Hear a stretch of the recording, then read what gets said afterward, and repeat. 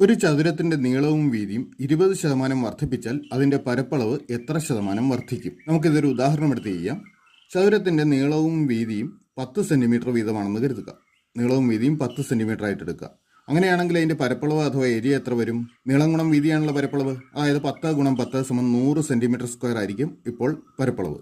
ഈ നീളവും വീതിയും 20% വർദ്ധിപ്പിക്കാം. ഓർക്കുക, 10% എന്ന് പറഞ്ഞാൽ 10 ഭാഗമാണ്. 10ന്റെ 10 ഭാഗം 1 സെന്റിമീറ്റർ. അപ്പോൾ 20% ആകുമ്പോൾ 2 സെന്റിമീറ്റർ കൂടും.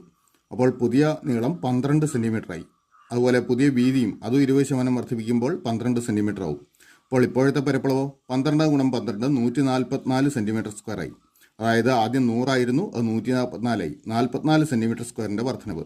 ഇത് ആദ്യത്തെ പരപ്പളവായ 100ന്റെ എത്ര ശതമാനമാണെന്ന് കാണണം. അപ്പോൾ 100ന്റെ എത്ര ശതമാനമാണ് 44 എന്ന് കാണാൻ 100ൽ 44 ഗുണം 100 കാണുക. 100ഉം 100ഉം ക്യാൻസൽ ആവും. 44% എന്ന് കിട്ടും. അപ്പോൾ വർധനവ് 44%. ശരി ഉത്തരം ഓപ്ഷൻ ബി.